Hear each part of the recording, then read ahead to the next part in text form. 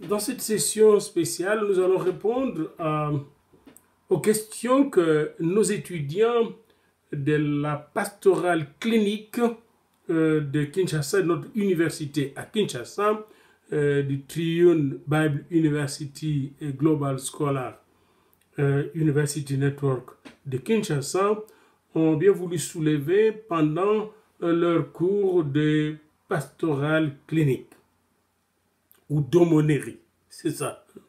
Alors, la première question, quelle est la différence entre la pastorale clinique et la clinique pastorale? Lorsqu'on parle en anglais, on va dire pastoral clinic ou clinical pastoral. Et en français, on va dire la pastorale clinique. Mais lorsqu'on parle français avec rigueur, on va faire la différence entre la pastorale clinique et la clinique pastorale. Qu'est-ce que la pastorale clinique? C'est toute la science, la pratique et l'art de prendre soin spirituellement des malades qui sont en situation clinique, dans les hôpitaux, dans les dispensaires, etc. Ils sont en train d'être soignés aux soins intensifs, ils sont entre la mort et la vie, et on vous envoie là par le Seigneur pour prendre soin de ces malades-là, et aussi de leur famille, quand la famille vous demande la prière, l'intervention, les conseils, etc. Et bien, ce qu'on appelle la pastorale clinique. Et pendant que vous faites la pastorale clinique, vous avez des sessions, des dialogues pastoraux, des cures d'âme, des prières, etc., des conseils de famille.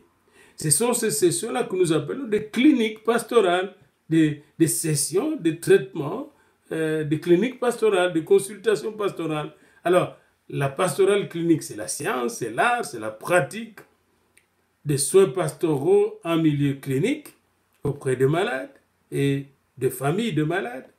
Tandis que la clinique pastorale, ce sont des sessions que nous tenons avec le patient, le groupe de patients ou les membres de famille.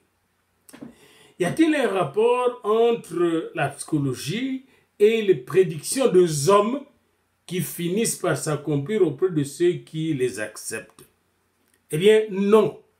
Il n'y a pas un rapport entre la psychologie qui est une science, parce que la psychologie est la science de comportement, de l'intérieur humain se manifestant par le comportement. La psychologie est une science. Elle est éprouvée.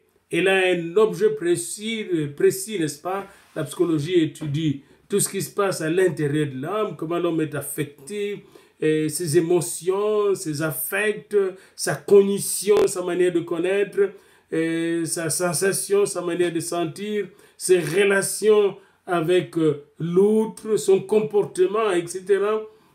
S'il a un comportement qui est social ou asocial, etc. La psychologie mesure tout ce qu'elle étudie et elle ne fait pas de prédictions, sinon alors des prédictions dites scientifiques, qui sont du genre, si la personne a un tel comportement, alors elle est une personne à risque. Vous voyez? Alors, ça c'est au niveau de la science ici. Et la psychologie donc n'a rien à faire avec les prédictions que les hommes acceptent ou n'acceptent pas. Elle n'a rien à faire avec les prédictions que les hommes acceptent, n'acceptent pas. Maintenant, il faut différencier les prédictions de prophétie. Je vous donne l'exemple de Ésaïe qui est allé voir Ézéchias. C'est dans la Bible, dans le livre d'Ésaïe, vous le trouverez. Il est allé voir le roi Ézéchias et lui a dit, tu vas mourir bientôt, prépare-toi. Il souffrait d'un ulcère malin. Et Ésaïe rentre chez lui, et pendant qu'il rentre chez lui, il était encore dans la cour du palais royal à Jérusalem, quand le Seigneur lui a envoyé une nouvelle parole pour lui dire qu'il prolongeait la vie de son serviteur Ésaïe qui était en train de pleurer en priant, de prier en pleurant. Alors, cette prophétie d'Ésaïe a engendré, si vous voulez, une situation de pastorale clinique. Parce qu'Ésaïe, en ce moment-là, était en train de prendre soin de ce malade. La première démarche fut de le préparer à la mort. tandis que la deuxième était de le restaurer par la prophétie, la révélation qu'il venait recevoir de Dieu, qui était une vérité divine. Alors voyez-vous, ici il ne s'agit pas de prédication, il s'agit de révélation claire qui vient de Dieu. Vous voyez, je regrette toujours parce qu'il y a des gens qui parfois prophétisent, puis parlent, puis moi je pose toujours cette question. As-tu entendu ce que Dieu a dit? Si tu n'as pas entendu, ne montez pas. As-tu vu? Parce qu'il y a deux choses. Dieu, quand il parle à de vrais prophètes, ils entendent ou ils voient. Pas seulement ils sentent. Parce qu'on peut mal sentir. La sensation peut vous tromper. Mais jamais l'audition et la vue. Le visionnaire qui reçoit la vision de Dieu, il peut devenir un fin psychologue. Et celui qui entend aussi la voix de Dieu peut devenir un fin psychologue. Comme Jésus, il voyait et entendait ce que Dieu lui disait, que le Père lui disait, et il ne faisait que la volonté du Père. Et vous allez voir comment il a pris soin des gens, comme quand il est allé chez Marthe et Marie, après la mort de leur frère Lazare à Béthanie. Et vous allez voir comment il a pris soin de cette famille. Et ce qu'il a fait là, jusqu'à présent, a marqué l'histoire. Quand vous passez à Béthanie, je suis passé par là, de cette ville qui s'appelle maintenant El Azaria, parce que c'est occupé maintenant par des Palestiniens qui n'ont absolument rien à voir avec cette ville. Eh bien, vous allez voir les signes du passage de Jésus dans cette ville. Et c'est la même chose quand vous faites bien le travail de pasteur, vous prenez soin des gens, vous laissez des signes de votre passage, qui sont les signes du passage de Dieu qui a pris soin de ses âmes et les a réhabilités. Troisième question, y a-t-il un rapport entre la sophrologie et la neuropsychiatrie? Je ne veux pas passer beaucoup de temps là-dessus, mais j'aimerais vous signaler que la sophrologie n'est pas une science. La sophrologie, c'est un peu de l'occultisme. Elle s'appuie sur des techniques qui sont tout à fait proches de l'occultisme. Vous voyez, la sophrologie qui consiste à un entraînement du corps et de l'esprit pour développer la sérénité, le mieux-être basé sur des techniques de relaxation et d'activation du corps et de l'esprit. Elle est plus de la, je dirais, de la psychologie ésotérique. Ce n'est pas une science. Et on dit qu'elle étudie la conscience humaine, que c'est un ensemble de techniques et de méthodes de méditation corporelle, comme si le corps pouvait méditer lui-même. Elle vise, selon certains spécialistes, la conquête, le réconfort de l'équilibre entre nos émotions, nos cognitions et notre comportement. Et cette science, entre guillemets, qui a été inventée par un Colombien, et s'inspire du yoga et de religions orientales. Ce n'est pas une science psychologique au sens rigoureux du terme.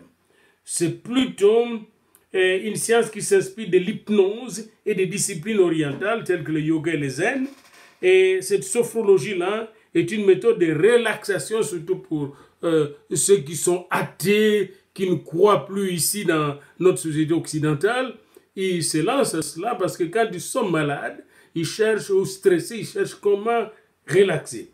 Et je pense que nous n'en avons pas besoin. Ça, c'est un. Deuxièmement, si vous vous lancez dans la sophrologie, vous êtes en train de suivre une science qui s'inspire des esprits que vous ne contrôlez pas, qui sont des esprits maléfiques. Parce qu'il n'y a que deux natures d'esprits. Les esprits maléfiques, les esprits démoniaques et l'esprit de Dieu. Et vous risquez de devenir psychotique, vous risquez de devenir dépressif, etc., d'être démoli par ces esprits-là. Donc, la sophrologie n'a rien à voir avec la neuropsychiatrie. La neuropsychiatrie, c'est la science qui traite en psychiatrie des problèmes nerveux. Voilà, ça c'est la neuropsychiatrie. comme la neurochirurgie traite de la chirurgie du système nerveux. Eh bien, la neuropsychiatrie traite du problème psychiatrique, des problèmes mentaux qui relèvent de du fonctionnement ou défonctionnement.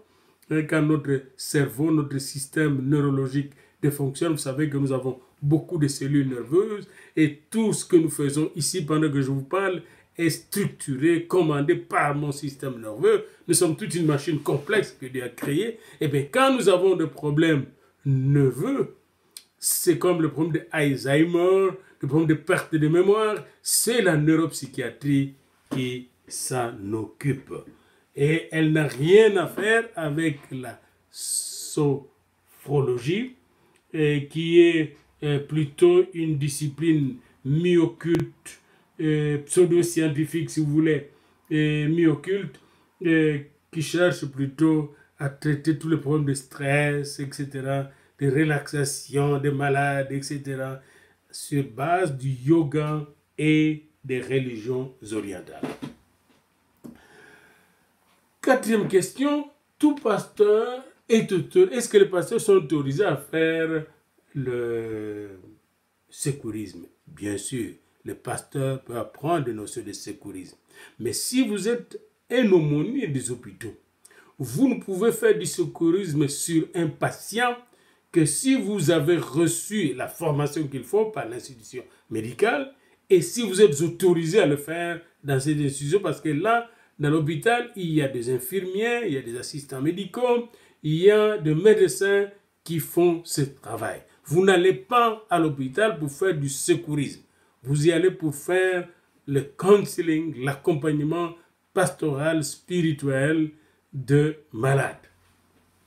Donc, ce n'est pas non plus interdit de connaître des notions de secourisme parce que ça peut vous être utile en cas d'urgence.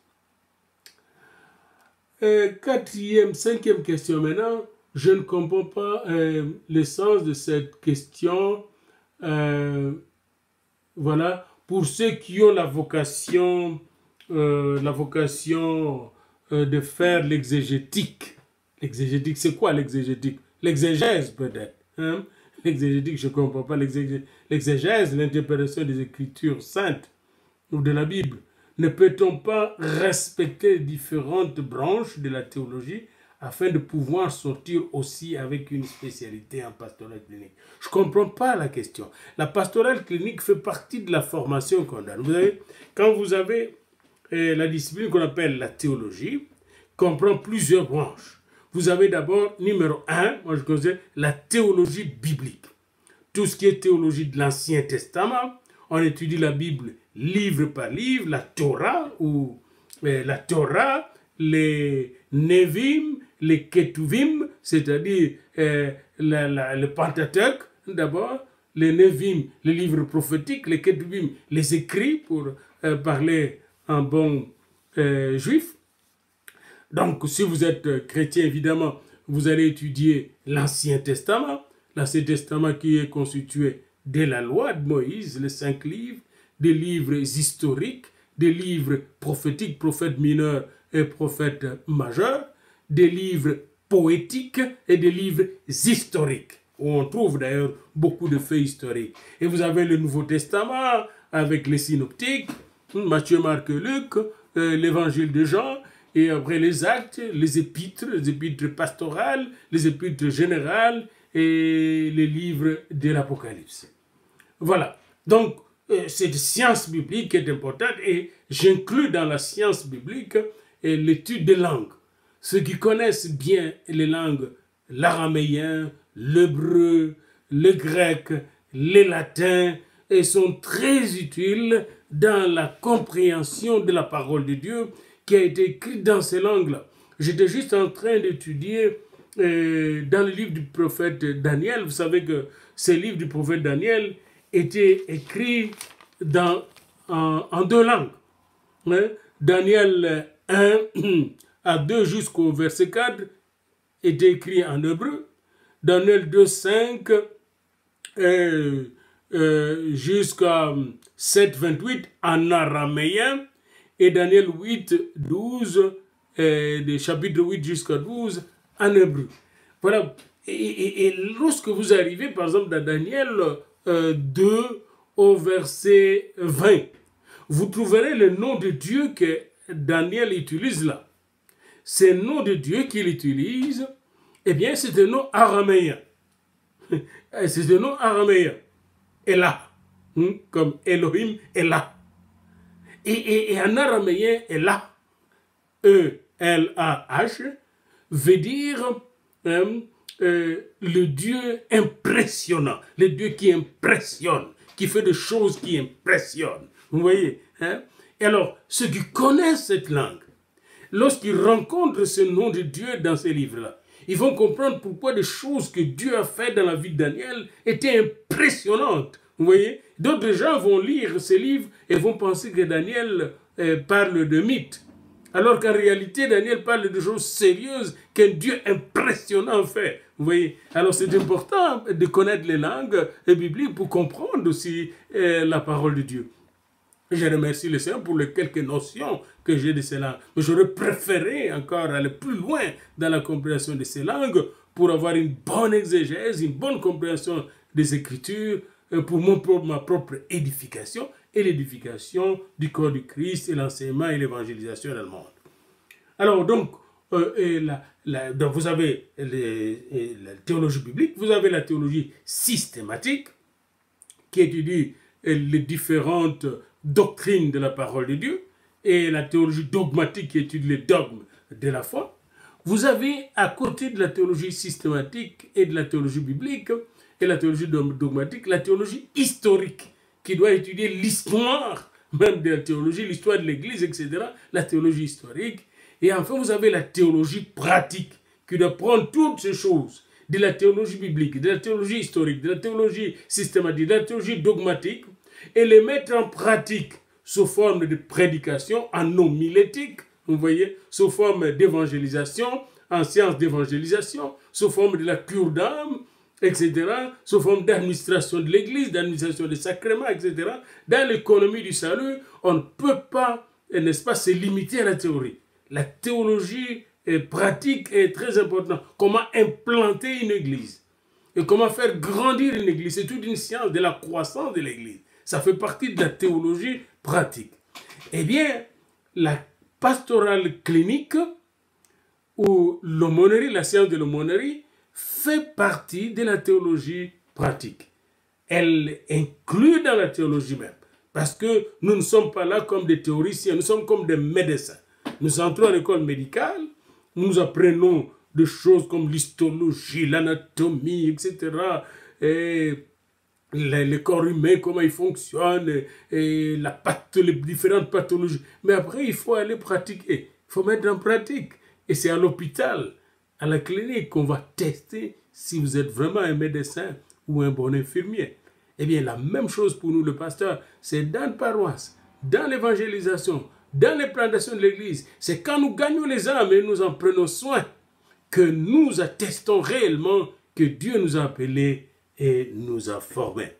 Alors, donc, c'est intéressant, cette question, n'est-ce pas? Il faut tenir compte des différentes branches de la théologie et la pastorale clinique fait partie de la théologie, la formation théologique complète.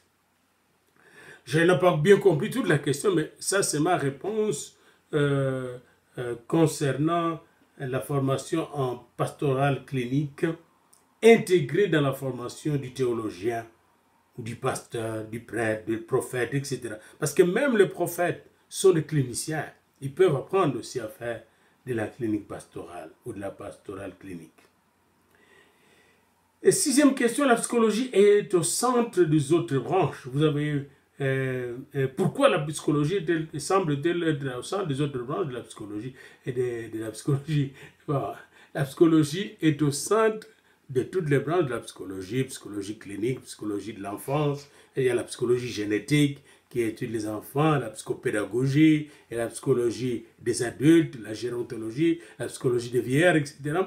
Et toutes ces psychologies, n'est-ce pas, ont pour discipline centrale la psychologie, qui est la mère de toutes les psychologies. Hein? La psychologie pratique, la psychologie théorique, la psychologie qualitative, la psychologie quantitative, etc. Toutes ces psychologies-là, la psychologie générale, constituent la branche mère. C'est des sciences qui étudient le système mental de l'être humain, comment il fonctionne, ce système, et quand il est affecté, qu'est-ce qu'il affecte et comment le réparer, etc. C'est la science des bases. L'étude du comportement de l'intérieur humain ou de l'âme humaine se manifestant par le comportement. L'étude de la cognition, l'étude des émotions, l'étude des affections, l'étude des intelligences humaines, la psychologie de l'intelligence, toutes ces études font partie de la psychologie générale.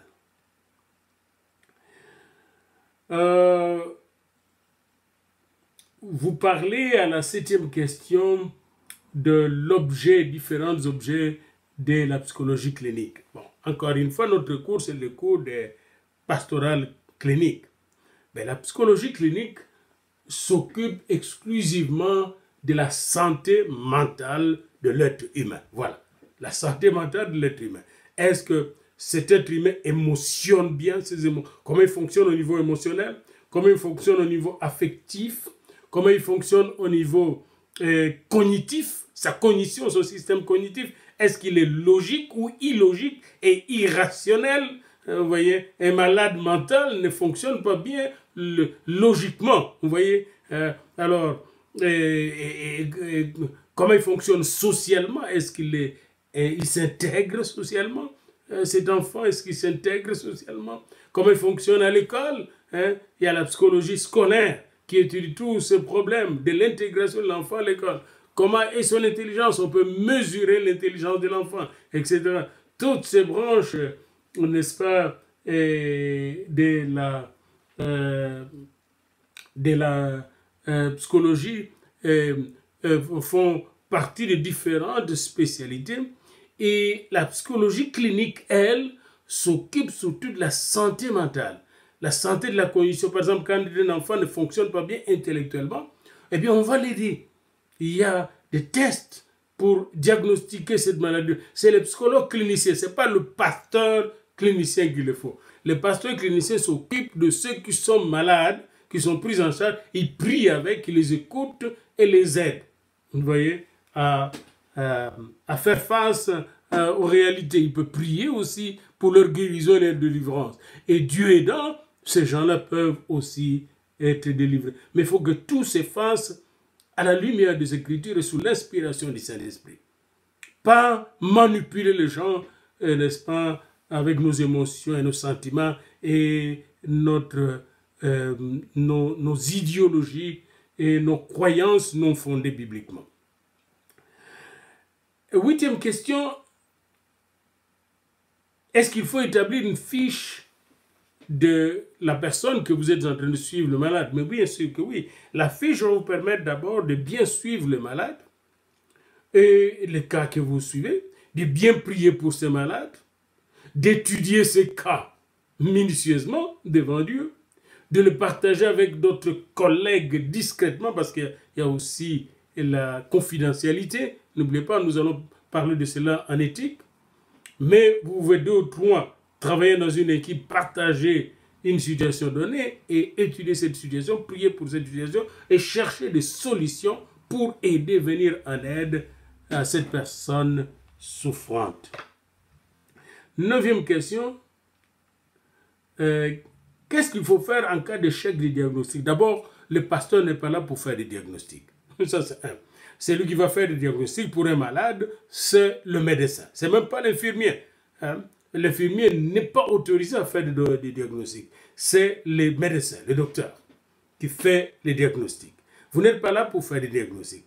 Cependant, à partir des diagnostics qui donne médical, vous allez travailler avec ce malade, vous allez l'accompagner. Hein? Comme Jésus accompagnait le malade. Il n'était pas là pour diagnostiquer, il accompagne le malade, puis il leur apportait la guérison, la délivrance, etc. Il accompagne les aveugles, il accompagne les paralytiques, les lépreux, etc. Et il leur apportait la guérison. C'est exactement le même travail que vous allez faire, mais vous apprenez comment aborder ces gens-là. Vous voyez, comment aborder les malades, comment aborder les gens qui sont affectés par la mort, comment aborder les gens qui souffrent. Vous voyez, avec empathie, avec sagesse, avec intelligence.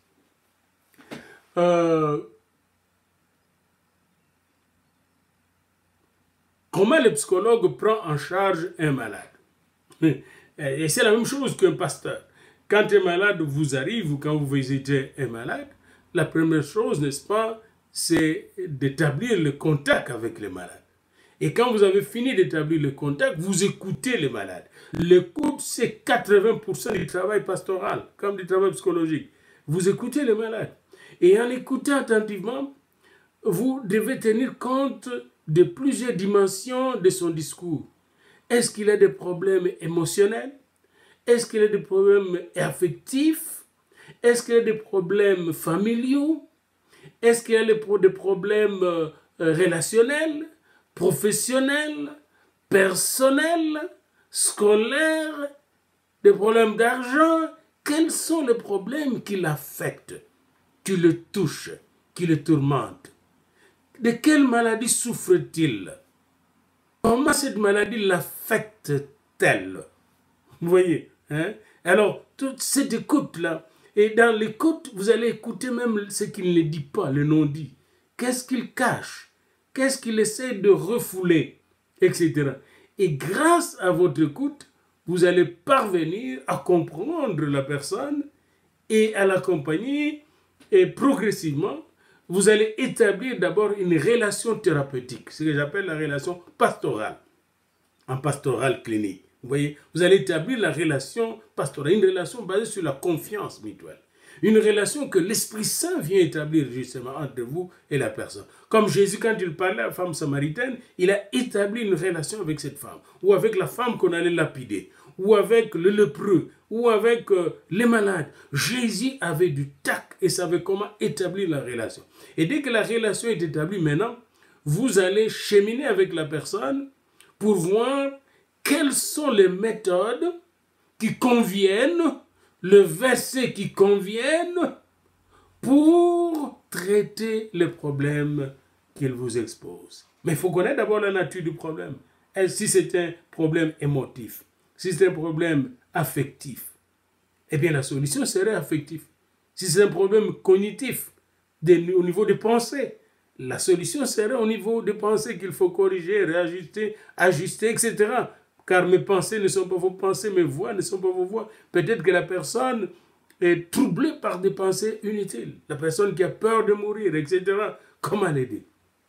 Alors voyez-vous, il y a beaucoup d'éléments qu'il faut prendre en considération dans la prise en charge. Nous aurons un cours de pratique pastorale où nous allons voir celle-là en long et large.